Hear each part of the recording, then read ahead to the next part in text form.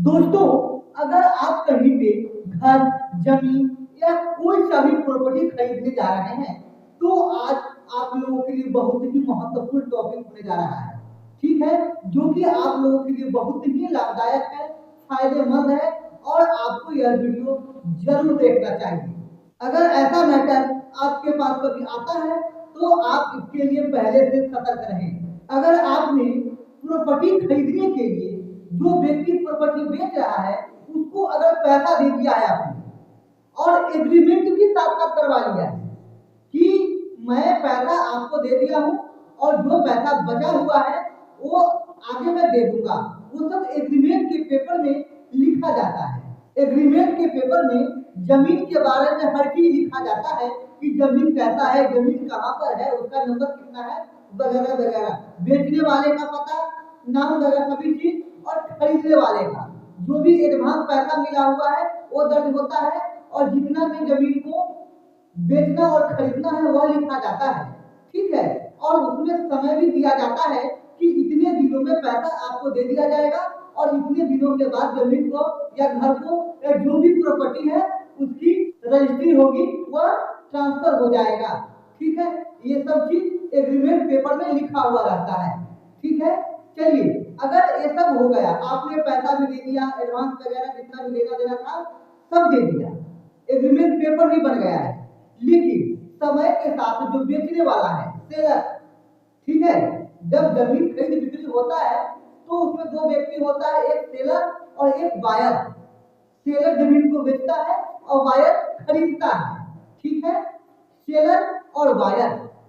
अब समय के साथ ये जो सेलर है, जमीन बेचने वाला है, पैसा भी ले लिया और वह जमीन भी नहीं दे रहा है। ठीक है, तो ऐसी स्थिति में आप एफआईआर भी नहीं कर सकते हैं। ये मैं नहीं कह रहा हूं, ये मैं नहीं कह रहा हूं, ये सुप्रीम कोर्ट कह रहा है। ठीक है, यह सुप्रीम कोर्ट का फैसला है। ठीक है, अगर पैसा आपने दे दिया, एग्रीमेंट के टाइम पर आपका अगर प्रॉपर्टी ट्रांसफर नहीं हो रहा है, उसके बाद आप एफआईआर नहीं कर सकते हैं। ठीक है, चलिए, ऐसा ही एक केस है जिसकी चर्चा मैं यहाँ पे अभी करूंगा। यह सुप्रीम कोर्ट का लैंडमार्क जजमेंट है। ठीक है, यह केस जिसकी मैं चर्चा करने जा रहा हूँ, Radheshyam versus state of Rajasthan पे फैसला आया है और यह वीडियो आप लोगों के लिए बहुत ही महत्वपूर्ण होने वाला है। ठीक है, तो वीडियो को आप लोग अंत तक देखिए, बात पूरी समझ में आएगी। इस केस का स्टडी करने से पहले आप लोग यह जान लीजिए कि जब कोई प्रॉपर्टी की खरीद बिक्री होती है तो उससे पहले आपस में बातें होता है, सेल्समैन जो बेच रहा है, सेलर या फिर बायर के बीच में, कि जमीन कैसा है, कहाँ पे है, उसका क्या रेट है, कैसे बिक्री चल रहा है, कितने रुपए का बीघा कट्ठा धूल जो भी है वो चलता है, सब मैटर पे बात होती है। ठीक है, उसके बाद डील फाइनल होता है। उसके बाद जो भी होता है, हमारे यहाँ उसको ब्याना कहते हैं या फिर उसको एडवांस कहते हैं। ठीक है, हमारे यहाँ उसको ब्याना कहा जाता है या फिर एडवांस कहिए। ठीक है, जो भी कहना है करिए। ठीक है, और फिर एग्रीमेंट पेपर बनता है और उसमें सारी बातें लिखी जाती है कि कितना एडवांस हुआ, कितना दिनों में पैसा देना है, कितने दिनों में जो प्रॉपर्टी है वो ट्रांसफर होगा, ये सब बात लिखा हुआ रहता है। जमीन का पूरा डिटेल, बेचने वाले का पूरा डिटेल, खरीदने वाले का पूरा डिटेल, ए टू जेड उसमें दर्ज रहता है। ठीक है, कुछ इसी तरह का मामला यहाँ पर था। ये जो प्रॉपर्टी था 5,11,00,000 रुपए का था। जब एग्रीमेंट हुआ तो एडवांस में 11 लाख रुपया दे दिया और जो खरीद रहा था जमीन वो बोला कि 18 महीने में बाकी का जो पैसा है वह धीरे धीरे दे दूंगा। 18 महीने में वो चीज सेल एग्रीमेंट में लिखा गया। ठीक है, 18 महीने में बाकी जो बचा 5 करोड़ रुपया वो धीरे धीरे 18 महीने में दे देगा। उसके बाद वो जो प्रॉपर्टी है इसके नाम पर ट्रांसफर कर दिया जाएगा। सब सहमति हो गई। लेकिन जब समय पूरा हुआ और धीरे धीरे जो जमीन खरीद रहा था, बेचने वालों को पैसा पूरा दे दिया, लेकिन जब समय आया प्रॉपर्टी ट्रांसफर करने का तो वहां पे वह मुकर गया और बोला जो आपको करना है कर लीजिए, मैं आपको प्रॉपर्टी ट्रांसफर नहीं करूंगा। जब यह सुना जो खरीद रहा था तो वो तो जैसे पैसा आपने दे दिया और आपको सामान भी नहीं मिला तो आपके अंदर बेचैनी सी हो जाएगी। स्वाभाविक सी बात है, आपने पैसा दे दिया और आपको सामान भी नहीं मिला, तो वही बात यहाँ पे भी हुआ। तो इसने क्या किया, जो जमीन खरीद रहा था, जिसने पैसा दे दिया, वो गया और एक एफआईआर कर दिया आईपीसी 406 और 420 के तहत उस पे एफआईआर कर दिया। आईपीसी इंडियन पेनल कोड, खैर अब तो बीएनएस आ गया है, ठीक है, चलिए कोई बात नहीं है, आगे बढ़ते हैं। अब क्या किया, जो बेचने वाला था जिसपे एफआईआर हुआ, वो चला गया Rajasthan high court. 482 CrPC, code of criminal procedure, CrPC, वह जाता है कि मेरे ऊपर जो एफआईआर हुआ है उसको निरस्त करवाने के लिए, वो जो उसके ऊपर एफआईआर हुआ उसको रद्द करवाने के लिए जाता है। लेकिन जब वहां जाता है हाई कोर्ट में, तो उसके ऊपर जो एफआईआर हुआ है वो रद्द नहीं होता है। कोर्ट का कहना होता है कि आपने इससे पैसा लिया, एग्रीमेंट भी हुआ, फिर भी आप प्रॉपर्टी इनको ट्रांसफर नहीं कर रहे हैं, आपने इनके साथ धोखाधड़ी किया है, चीटिंग किया है, ठीक है, इसलिए एफआईआर रद्द नहीं होगा, ठीक है। फिर क्या करता है, वह हाई कोर्ट का बात न मानकर चला जाता है सुप्रीम कोर्ट में। जिस व्यक्ति पे एफआईआर हुआ है वो चला जाता है अब सुप्रीम कोर्ट में, क्योंकि हाई कोर्ट में उसके ऊपर जो एफआईआर दर्ज है वह रद्द नहीं हुआ, तो हाई कोर्ट का बात न मानकर वह चला जाता है सुप्रीम कोर्ट में। और वहां क्या होता है कि उसपे जो एफआईआर दर्ज है वह रद्द हो जाता है। जब सुप्रीम कोर्ट में गया तो उसके ऊपर जो एफआईआर किया हुआ था वह रद्द कर देता है सुप्रीम कोर्ट।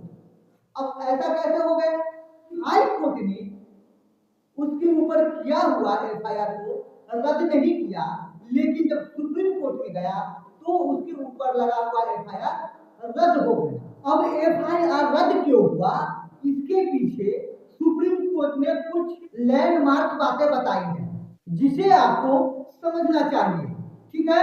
सबसे पहले no criminal intent, supreme court ने कहा कि यहाँ पर तो लेन देन की बातें हुई है जो कि दो पक्षों के बीच हुआ है और दोनों के सहमति से हुआ है। यहाँ पे लैंड खरीद बिक्री का बात है, यहाँ पे तो कोई ऐसा वो नहीं है, इसमें तो दोनों की सहमति से पैसा लेन और देन हुआ है, इसमें दोनों तरफ से सहमति बताई गई है, ठीक है। यहाँ पे कोई क्रिमिनल इंटेंट नहीं है। दूसरा बात यह है कि कॉमर्शियल ट्रांजैक्शन, इसमें जो हुआ है कॉमर्शियल ट्रांजैक्शन हुआ है, यहाँ पर तो लेन देन की बातें हैं, यहाँ भी कोई चीटिंग जैसी बातें नहीं है कि आपको फ्रॉड करके कोई जमीन आपको बेच दिया, ऐसा कुछ तो नहीं है। यहाँ पे तो लेन देन की बातें हैं, यहाँ पे कोई भी जॉब ट्रस्ट नहीं हुआ है, यहाँ पे कोई चीटिंग नहीं हुआ है, ठीक है।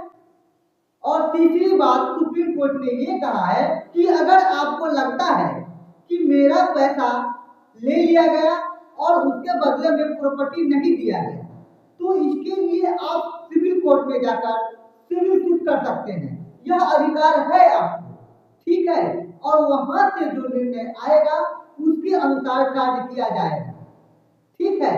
ये जो है एफआईआर करने वाली बातें, ये लोगों को प्रेशराइज करने की बातें हुई, ठीक है।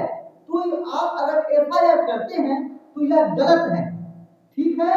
और ऐसे मामले में आप एफआईआर अगर कर भी देते हैं तो फिर उस एफआईआर में कोई जान नहीं रहेगा। लेकिन यहाँ पे जो वायर था, जो जमीन खरीदने वाला था, वह क्या किया था कि सिविल कोर्ट में सिविल सूट किया हुआ था, ठीक है, इसलिए सिविल सूट भी किया था, उसके बाद एफआईआर भी कर दिया था ताकि दोनों तरफ से प्रेशर देकर इसे अपना बात बनवा लिया जाए, ठीक है। लेकिन अगर आप ऐसे मामलों में एफआईआर करते हैं, ठीक है, तो ये गलत है। जैसा कि यहाँ पे एफआईआर किया हुआ था धारा 406 और धारा 420, धारा 406 में 3 साल की सजा है और धारा 420 में 7 साल तक की सजा है, ठीक है। तो सुप्रीम कोर्ट ने कहा यह गलत है। कुल मिलाकर सुप्रीम कोर्ट ने यहाँ पे यह कहा कि ये जो है एफआईआर वाली बातें ये प्रेशराइज करने के लिए, ठीक है। अगर इस तरह का मामला है तो इसको सीधे सिविल कोर्ट में जाना चाहिए, सिविल सूट करना चाहिए, न कि एफआईआर करना चाहिए, ठीक है। अगर ऐसा होता है अगर एफआईआर किया जाता है तो यह गलत है, ठीक है। और सिविल कोर्ट जो फैसला देगा, जो आदेश देगा, उसी अनुसार से कार्य किया जाएगा। अगर सिविल कोर्ट यह कहती है कि आपका पैसा लिया हुआ है और जमीन ट्रांसफर होना चाहिए, प्रॉपर्टी ट्रांसफर होना चाहिए, तो ट्रांसफर होगा, ठीक है। तो मुझे लगता है कि आप लोग अब इन बातों को आसानी से समझ लिए, ठीक है, कि अगर आप कहीं जमीन खरीदने जा रहे हैं, कहीं के घर खरीदने जा रहे हैं, या फिर किसी प्रकार की प्रॉपर्टी खरीदने जा रहे हैं, तो आप इन सब चीजों को ध्यान में रखकर खरीदें, ठीक है। बहुत कम ऐसा होता है कि डायरेक्ट पैसा दिया और डायरेक्ट जाकर काम हो गया, जमीन या घर कोई सा भी प्रॉपर्टी और ट्रांसफर हो गया। ज्यादातर ऐसा ही होता है कि पहले एग्रीमेंट होता है और धीरे धीरे पैसा दिया जाता है और उस एग्रीमेंट में हर चीज लिखा हुआ रहता है, ठीक है। तो जब भी आप लोग कोई प्रॉपर्टी खरीदे तो देखकर समझकर बढ़िया से हर चीज को समझकर फिर आप डील करें, ठीक है। तो आप लोगों को वीडियो अगर पसंद आया तो वीडियो को लाइक कर दीजिए, चैनल पे अगर नए हैं तो चैनल को सब्सक्राइब कर दीजिए और बेल आइकन दबा लीजिएगा ताकि मेरा आने वाला हर वीडियो का नोटिफिकेशन आपको मिलता रहे। तो ठीक है, फिर मिलते हैं अगले वीडियो में, तब तक के लिए धन्यवाद।